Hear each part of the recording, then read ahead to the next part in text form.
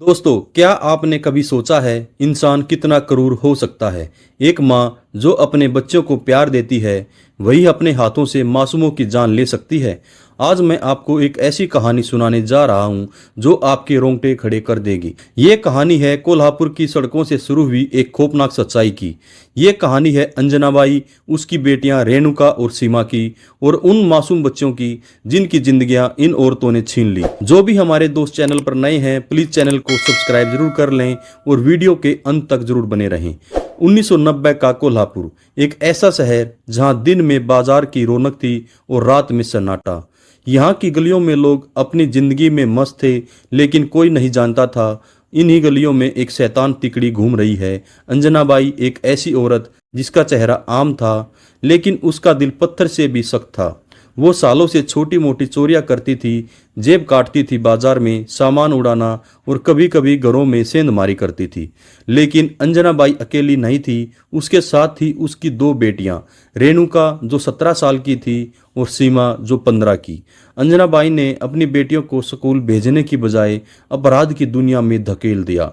रेणुका और सीमा अपनी माँ की तरह चालाक थी। वो भीड़ में लोगों की जेब काटती थी और कोई शक भी नहीं करता था। लेकिन 1990 में एक घटना ने उनकी जिंदगी बदल दी। कोल्हापुर के बाजार में सीमा जेब काटती हुई पकड़ी गई। पुलिस ने उसे हिरासत में लिया लेकिन अंजनाबाई ने उसे छुड़ा लिया। इस घटना ने अंजनाबाई को एक नया आइडिया दिया। अगर चोरी के दौरान ध्यान भटकाने के लिए कोई बच्चा हो तो पकड़े जाने का खतरा कम हो जाएगा। और यहीं से शुरू हुई कोल्हापुर की सबसे खौफनाक क्राइम स्टोरी। अंजनाबाई ने अपनी बेटियों को कहा, हमें बच्चों की ज़रूरत है, छोटे बच्चे जो रोएं, लोगों का ध्यान खींचें और हमें चोरी करने का मौका दें। लेकिन सवाल ये था, बच्चे आएंगे कहाँ से? जवाब था अपहरण। 14 अप्रैल 1991 कोल्हापुर का बस स्टैंड, रात का सन्नाटा, बसों की हल्की आवाज़ और बारिश की बूंदें। इस भीड़ में कोई नहीं जानता था एक मासूम बच्चे की जिंदगी खत्म होने वाली है।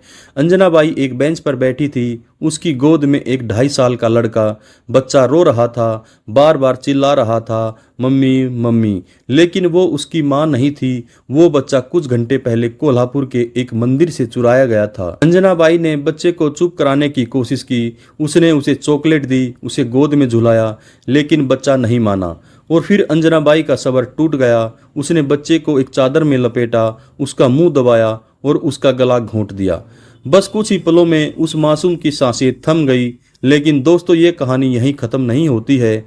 जो इसके बाद और भी खौफनाक था। अंजनाबाई ने उस बच्चे की लाश को एक पुराने बैग में ठूसा। फिर वो अपनी बेटियां रेणुका और सीमा के साथ बस स्टैंड से निकल गई। लेकिन वो पुलिस से छुपने नहीं गई, वो गई एक सिनेमा हॉल में फिल्म देखने। जी हाँ दोस्तों, इन औरतों का दिल इतना सख्त था कि एक बच्चे की हत्या करने के बाद भी वो हंसते मुस्कुराते फिल्म देख रही थी। उस रात कोल्हापुर में एक मासूम की जान गई और किसी को खबर तक नहीं थी।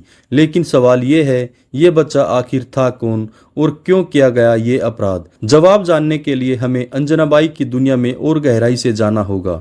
अप्रैल 1991 की उस हत्या के बाद अंजनाबाई, रेणुका और सीमा को एक बात समझ आ गई।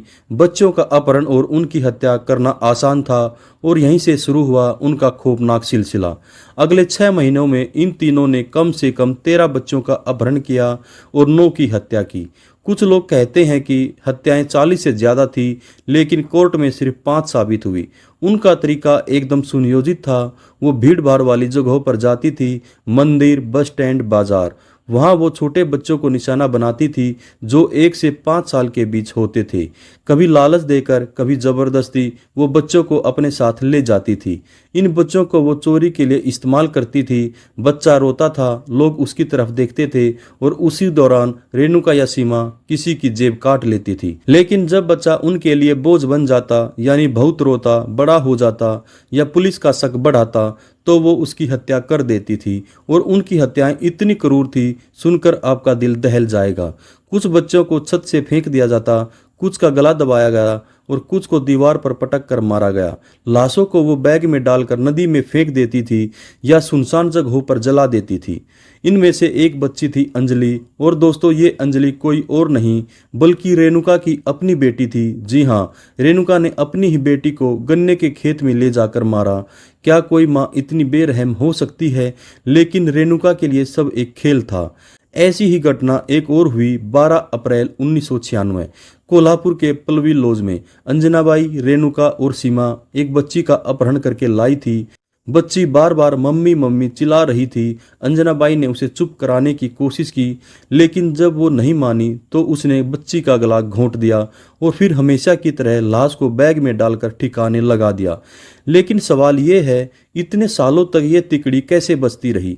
क्या पुलिस को कोई शक नहीं हुआ? जवाब है नहीं, क्योंकि ये औरतें इतनी चालाक थी, वो कोई निशान नहीं छोड़ती थी। लेकिन हर अपराधी की तरह इनका समय भी खत्म होने वाला था। अक्टूबर 1996 नासिक का एक भीड़ भाड़ वाला बाजार। रेणुका और सीमा एक बच्चे को अपहरण करने की कोशिश कर रही थी, लेकिन इस बार उनकी किस्मत ने साथ नहीं दिया। बच्चे की मां ने शोर मचाया और वहां मौजूद लोगों ने दोनों बहनों को पकड़ लिया। पुलिस को बुलाया गया और रेणुका और सीमा को हिरासत में लिया गया। पुलिस को शुरू में लगा ये सिर्फ एक छोटा सा अपहरण का मामला है, लेकिन जब उन्होंने जांच शुरू की तो उनके होश उड़ गए। रेणुका के घर से पुलिस को बच्चों के कपड़े मिले, जन्मदिन की तस्वीरें मिली और कुछ ऐसे सबूत जो बताते थे ये सिर्फ एक अपहरण नहीं बल्कि कई हत्याओं की कहानी है। पुलिस ने अंजनाबाई और रेणुका के पति किरण शिंदे को भी गिरफ्तार किया। किरण ने पुलिस के सामने सारी सच्चाई उगल दी। उसने बताया कैसे अंजनाबाई ने अपनी बेटियों को अपराध की दुनिया में धकेला, कैसे उन्होंने बच्चों का अपहरण किया और कैसे उनकी हत्या की। किरण के बयानों ने इस केस को और मजबूत किया। पुणे और कोल्हापुर पुलिस ने संयुक्त रूप से जांच की, लेकिन सबसे बड़ी चुनौती थी लाशों को ढूंढना, क्योंकि अंजनाबाई इतनी चालाक थी, उसने ज्यादातर लाशें नदी में फेंक दी या जला दी थी। फिर भी पुलिस ने 13 अपहरणों और 5 हत्याओं को साबित करने के लिए सबूत जुटाए। इन बच्चों के नाम थे संतोष, अंजलि, श्रद्धा, गौरी और पंकज। 28 जून 2001 कोल्हापुर की एक अदालत में सन्नाटा पसरा हुआ था। रेणुका और सीमा के चेहरों पर कोई डर नहीं था, लेकिन जज की आवाज ने उस सन्नाटे को तोड़ दिया। रेणुका शिंदे और सीमा गावित, आपने जो अपराध किए हैं वो इंसानियत के खिलाफ हैं। आपने मासूम बच्चों की जान ली, उनके परिवारों से उनका सब कुछ छीन लिया। इसलिए इस कोर्ट का फैसला है आपको फांसी की सजा दी जाए। लेकिन दोस्तों, ये कहानी यहीं खत्म नहीं होती। अंजनाबाई को सजा नहीं मिली क्योंकि 1998 में जांच के दौरान उसकी जेल में मृत्यु हो गई। रेणुका और सीमा ने बॉम्बे हाई कोर्ट और सुप्रीम कोर्ट में अपील की, लेकिन 2004 में उनकी सजा बरकरार रही। 2014 में उनकी दया याचिका भी राष्ट्रपति ने खारिज कर दी, लेकिन आज 2025 में वो अभी भी जेल में हैं। उनकी फांसी को बार बार टाला जा रहा है, लेकिन सवाल ये है, क्या फांसी से इंसाफ पूरा हो जाएगा? उन माँ बाप का दर्द कौन मिटाएगा जिनके बच्चों को इन औरतों ने छीन लिया? और सबसे बड़ा सवाल, ऐसी औरतें पैदा क्यों हुई? क्या गरीबी, लालच या समाज ने उन्हें शैतान बनाया, या वो पैदाइशी अपराधी थी? दोस्तों, ये थी अंजनाबाई, रेणुका और सीमा की खौफनाक कहानी। एक ऐसी कहानी जो हमें याद दिलाती है हमें अपने बच्चों को सुरक्षित रखना है, हमें अपने आसपास नज़र रखनी है, क्योंकि इस दुनिया में अभी भी कुछ अंजनाबाई छुपी हो सकती हैं। अगर आपको ये कहानी पसंद आए तो शेयर करें, अपने विचारों को कमेंट में बताएं और हाँ, अपने बच्चे को हमेशा अपनी नज़रों के सामने रखें।